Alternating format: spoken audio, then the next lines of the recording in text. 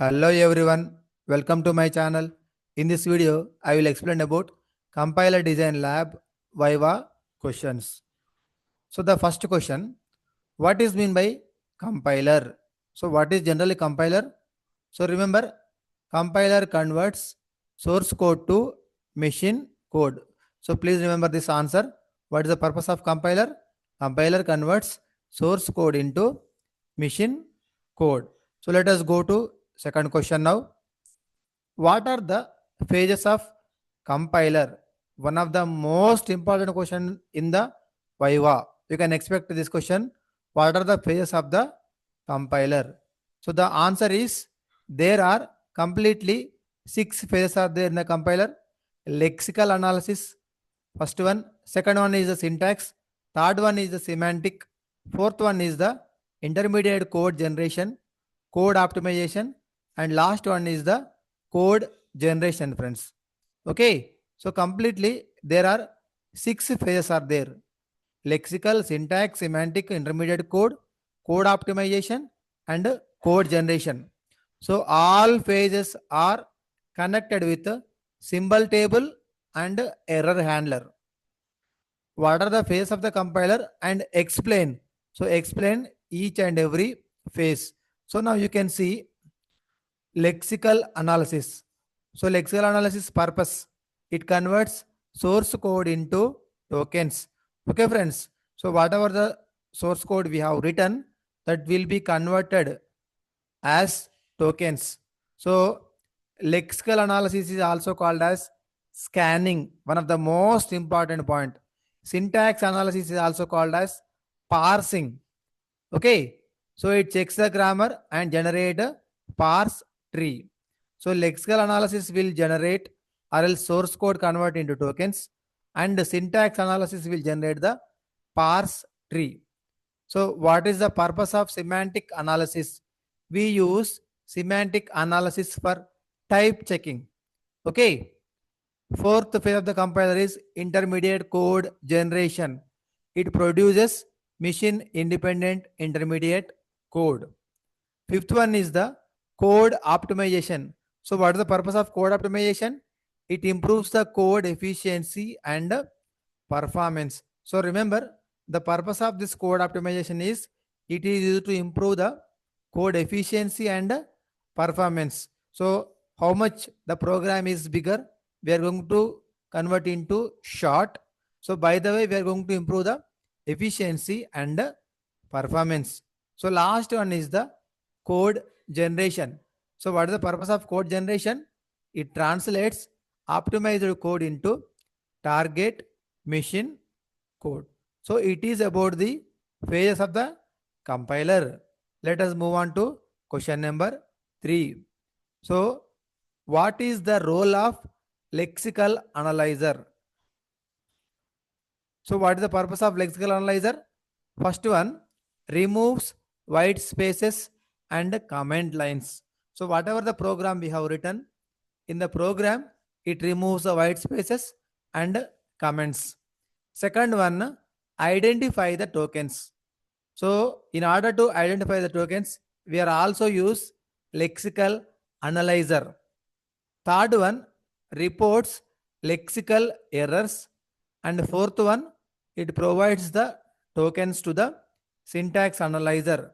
So remember, the purpose of lexical analyzer is, so when you write the program, it removes the white spaces, comments, and it identifies the tokens. So what is in the token? Token nothing but it consists of keywords, identifiers, constants, operators, and punctuation symbols.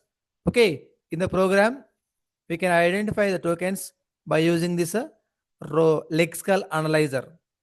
Third one is it reports the lexical errors. Okay, so in the program, it is going to report the lexical errors. So fourth one, it also provides the tokens. It also provides the tokens. So this is called as role of lexical analyzer. Moving on to next question. What is the use of symbol table?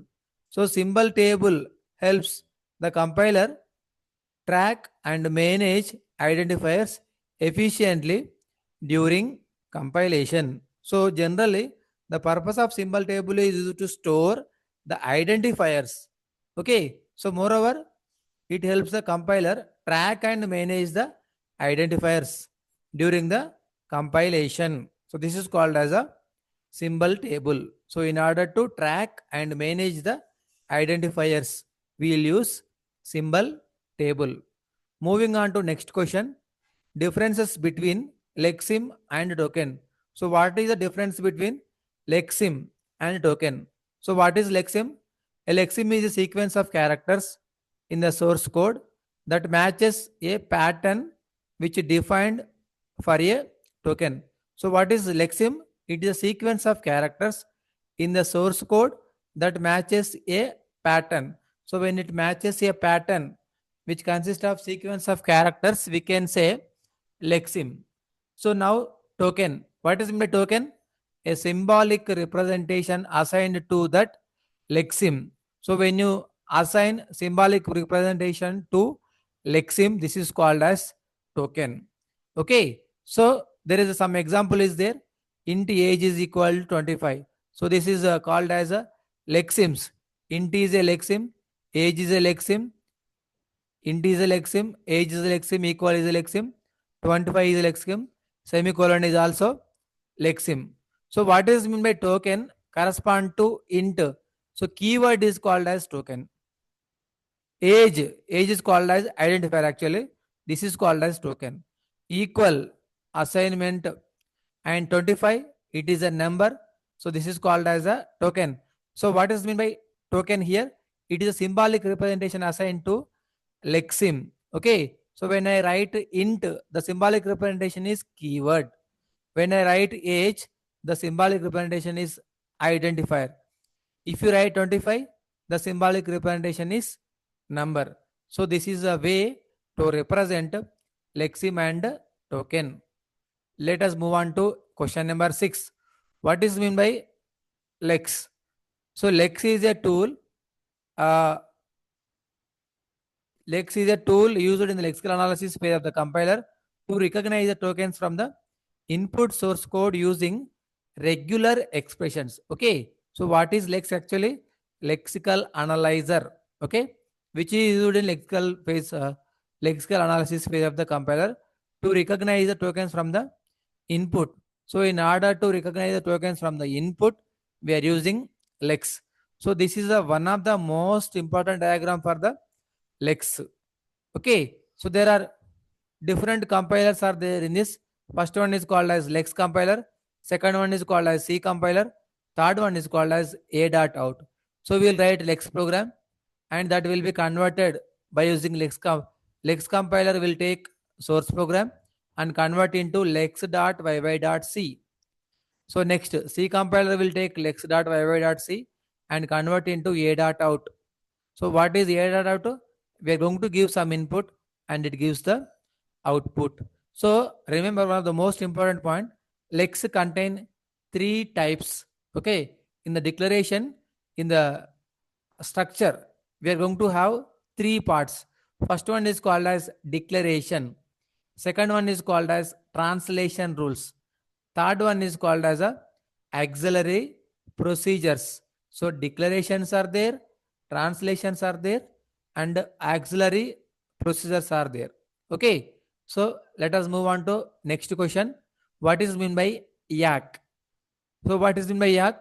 You can see now yak is a yet another compiler. Compiler is a powerful tool in a compiler design used to generate a parser for a given grammar.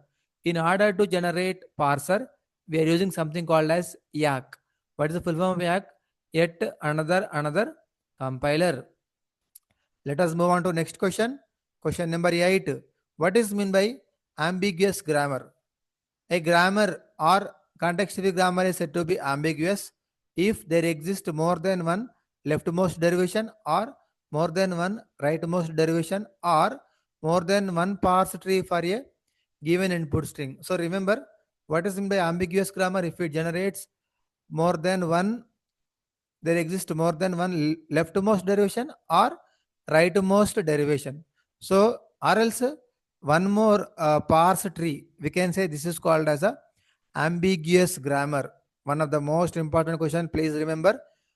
Next, move on to next question. So what is meant by context-free grammar? This is one of the most important question.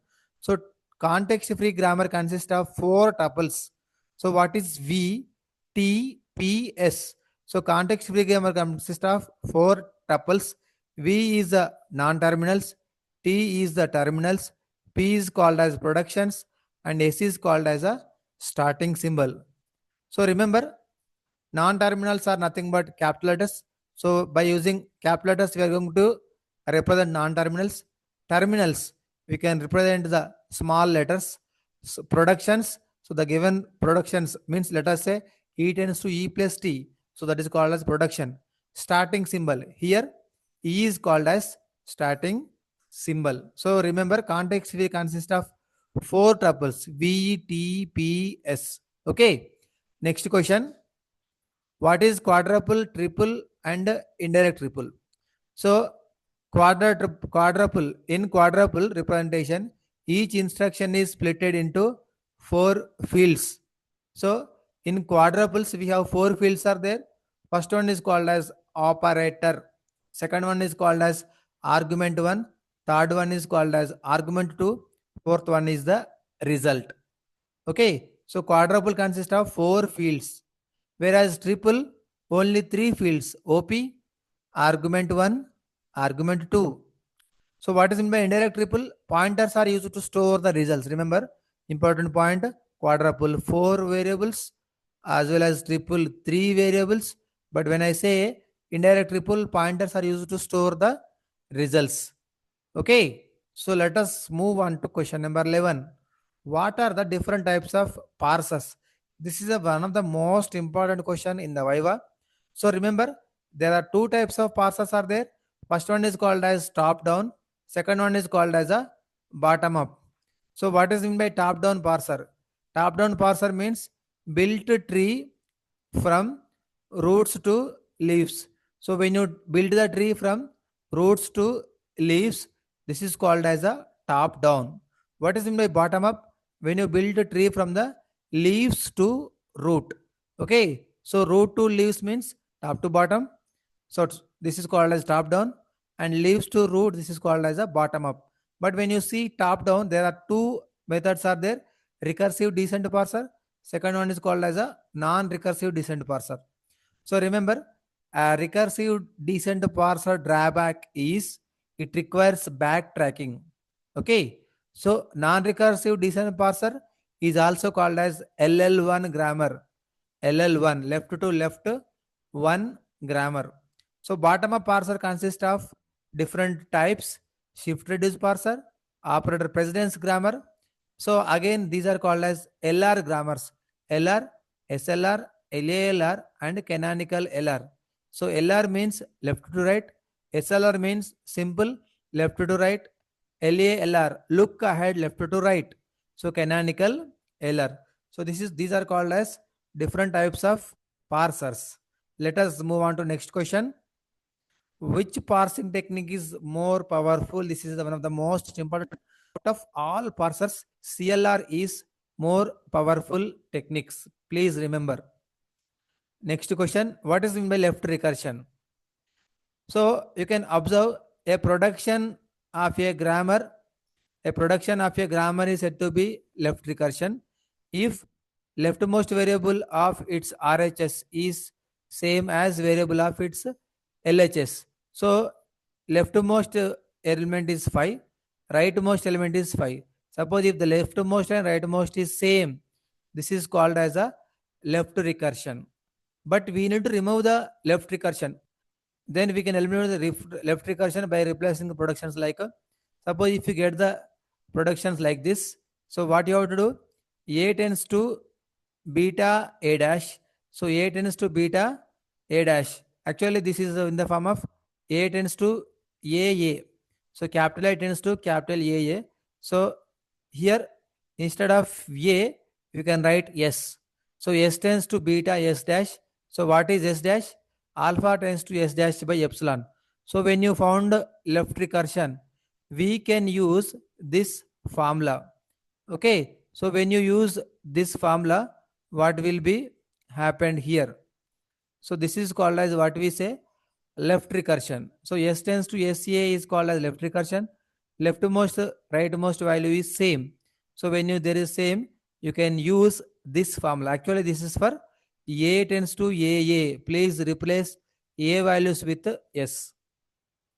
Let us move on to next question. What is mean by left factoring? So you can see a grammar with common prefixes. You can see A tends to A, A, A. So if you get same kind of values, this is called as grammar with a common prefixes. This is called as a left factoring. So you should also remove this one. How to remove this one? Just to write something called as capital A tends to A dash. So what is A dash? A1 by A2 by A3. So we should also eliminate the left factoring. Okay.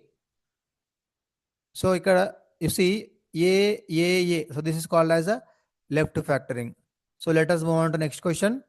What is the difference between SDT and SDT? So kindly remember, SDT nothing but syntax directed translation. SDD syntax directed definition. So what is SDT? SDD is a context free grammar where attributes and rules are combined and associated with the grammar symbols and productions respectively. Okay. So attributes and rules are combined and associated with the grammar. So if you see the example of SDD, E tends to E plus T is called as a grammar. So E dot value is equal to T1 dot value plus T dot value. So this is called as a something like a rules. Okay. So remember, SDD is a more reliable. But what is SDT? It refers to translation of a string into sequence of action. This is done by adding an action to each rule of context free grammar. It is a type of compiler interpretation. Now you can observe the difference between this line and this line. Here E tends to E plus T, we are writing some E dot value is equal. But if you see, here I am going to say print of plus. So this is called as a syntax directed translation. Remember, SDT is more efficient than SDD. Okay, so let us move on to next question. What is the difference between L attribute and S attribute? Very important question. So remember, S attribute, L attribute. It uses only S attribute. So what is mean by S here? S nothing but inherited attribute. L nothing but S nothing but synthesized attribute. L nothing but inherited attribute. So what is the use of S attribute? It uses only synthesized attribute. Please remember, S attribute will use only synthesized attribute. But if you see L attribute, it uses both synthesized and inherited attribute. So remember, S attribute, semantic actions are placed right end of the production. But in the L attribute, semantic actions are placed anywhere on RHS. You can see semantic actions. So open bracket and close bracket are called as semantic actions placed at the right end. So this is called as right side end. But if you see, I have placed it here anywhere. So here I have placed it, here I have placed it. So this is called as a S attribute. It is called as a L attribute. Okay. So next, S attribute follows bottom up parsing and L attribute will follow top down parsing. Okay. Next question. What is peephole optimization? So what are the peephole optimization techniques are there? This is also one of the most important question. Peephole optimization is the local optimization technique that examines a small window of instructions to eliminate redundancies and improve the performance. Okay. So in order to improve the performance, we'll use something called as peephole optimization techniques. So what are the techniques we have? The techniques are redundant load and store elimination. Second one is the constant folding. Third one is called as a strength reduction. And fourth one is called as a dead code elimination. One of the most important question. These are called as peephole optimization techniques. So these techniques are used to improve the performance as well as eliminate the redundancies. Okay. So next one, question number 8. What is mean by three address code? A three address code is an intermediate code representation of a program used by compilers. Okay, so what is three address code? It is used by intermediate representation of a program used by the compiler. You can see the example A is equal to B plus C into D. Here, let us say T1 is equal to C into D. T2 is equal to B plus, so C into D. C into D is T1. So B plus T1. So this is part is, so T1 is equal to C into D initially. So when I say this one, C into D is T1. So what is T2? T2 is, let us say, B plus, so C into D is T1. So this is called as T2. Actually, I have A is left side. So A is equal to, this part is called as T2. So this is a way to represent the three address code. So one of the most important question in the this part. So let us say this is called as, it is called as T1. Okay, so into D is T1. So let us say this part is called as T2. So what is T2 now? So T2 value is B plus, okay. So what is T2? B plus T1. Next, what is the final value? A is equal to this total thing is called as a T2. So this is a way to write the uh, intermediate code. So C into D is T1. So B plus T1 is T2. And finally A is equal to T2. Next one, what is the use of code generation algorithm? The code generation algorithm is used to convert intermediate code into target machine code. Please remember, it is used to convert intermediate code, okay, into target machine code. So we are going to convert intermediate code into target machine code. Okay. Next one. What are the different types of storage allocation techniques? It is one of the most important question. So please remember, there are three mechanisms are there. First one is stack. First one is static. Second one is stack. And third one is heap. So what is static? Stat allocation is done for all data objects at compile time. Okay. So in the static, the allocation done at compile time, but in the stack, the allocation done perform at runtime. So what about heap? Heap is used to allocate same runtime. So which is used for the dynamic memory allocation. Okay. So in the first step, static allocation, the memory can be allocated at compile time, whereas in the stack, the memory is allocated by runtime.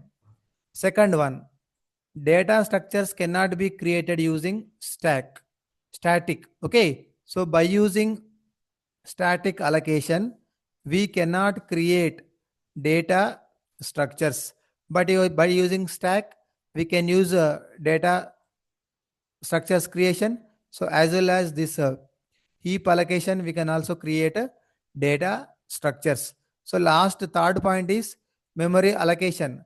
The names of data objects are bound to store at compile time.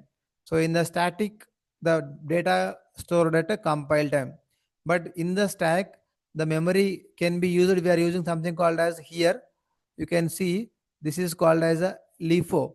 So by using last in first out, the allocation will be done. But in the memory allocation of a heap, a contiguous block of memory from heap is allocated for activation record.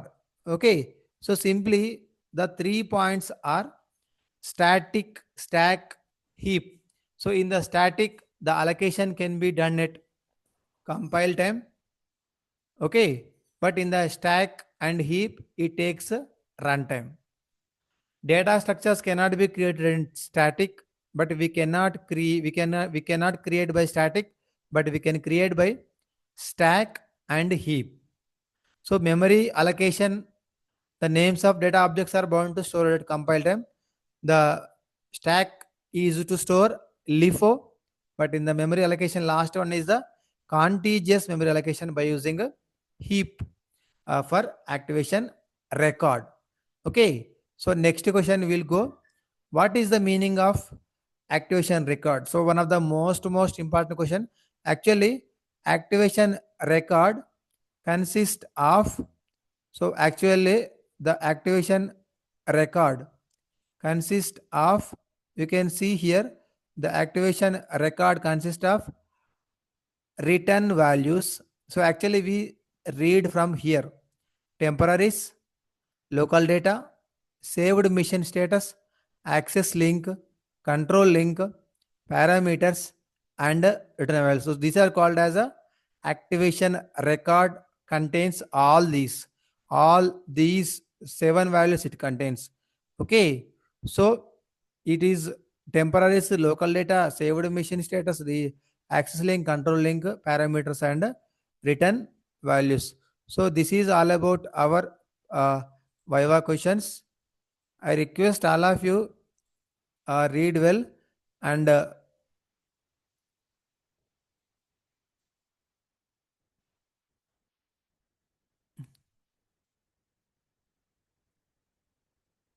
please subscribe my channel. Thank you one and all. So just ఇవన్నీ ఒకసారి చూసుకోండి. Thank you one and all.